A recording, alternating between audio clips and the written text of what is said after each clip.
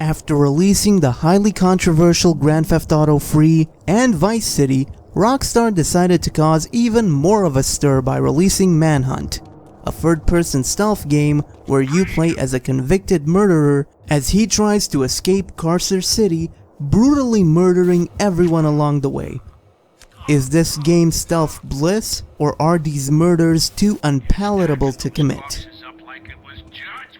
The game starts off with James Earl Cash's execution, or rather his supposed execution. A voice tells him to pick up an earpiece and closely follow the given instructions if he wants to survive. Things start innocently enough with Cash sleeking through the shadows and executing those unfortunate enough to not have noticed his presence. But soon enough, you'll start wielding firearms. At first, it might seem like a mere excuse plot, but later on things become genuinely interesting. It won't win any awards, but at least the story is solid enough to hold your interest. Manhunt is, at its heart, a stealth game. Sure, you can go in guns blazing, and the game's final levels actually encourage that somewhat, but for the most part, sticking to the shadows, and in this particular case, murdering everyone, is what you're supposed to do. There are 4 weapon types. Heavy weapons like the baseball bat or shotgun, light weapons like the machete or revolver, one-time use weapons like the plastic bag, and lures, which can range from bricks to bottles to severed heads. The executions are unquestionably violent, but given that this is a death row inmate we're talking about, it should come as no surprise. The big issue is that the game is horribly repetitive. Each of the levels houses dozens of enemies, and while the executions are hard-hitting at first, they start to lose their impact the further the game goes on. Even worse, some of the weapons have the exact same execution animations. Case in point, the machete and the cleaver. The same also applies to gunfights.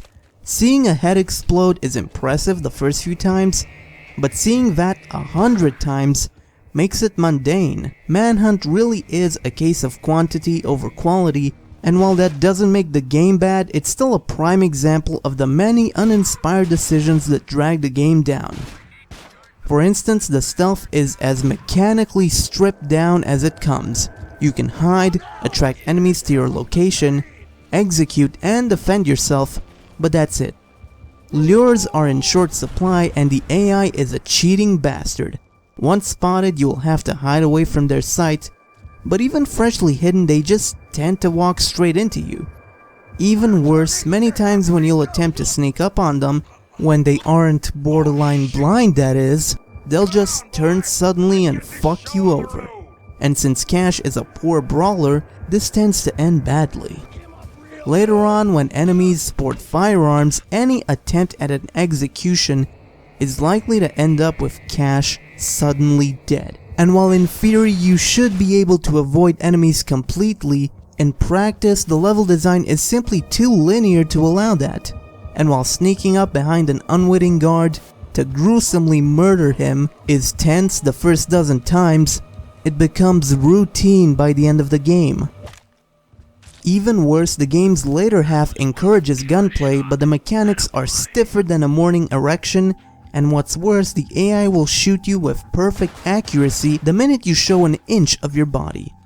The game's lock-on means you can snap out of cover and shoot instantly just like in a cover shooter, but since enemies are faster and more accurate, you're still at a significant disadvantage. Your alternative is to lure the dozens of baddies one by one and execute them, which quickly becomes tedious.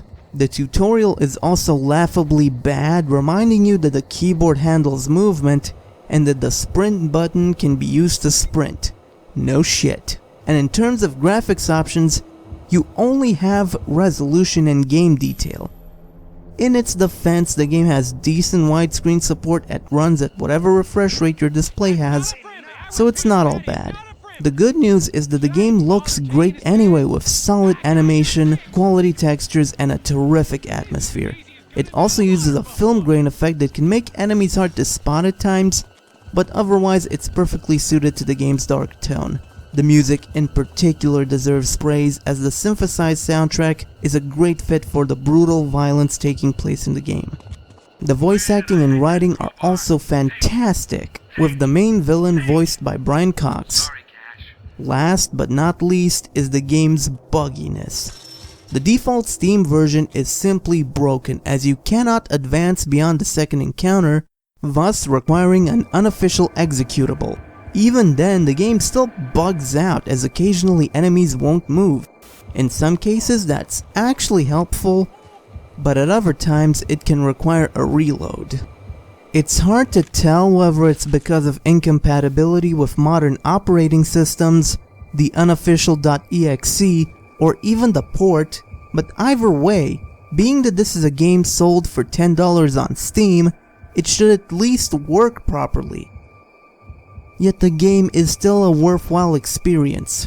The 2 escort missions in the middle are actually a nice change of pace, since your companions know to stay out of your way, and when told to stay put, they even know how to hide themselves. The gameplay, while stripped down and occasionally cheap, is still solid or at least functional. And the game's last level is home to one of the best encounters in gaming, hands down. When it works, Manhunt is a tense experience, and luckily it does mostly work. Manhunt is neither Hitler nor Mother Teresa. It's a solid stealth action game with dark themes. If you can stomach its content and tolerate its flaws, you will be rewarded with a uniquely brutal experience. Now get out there, the show must go on.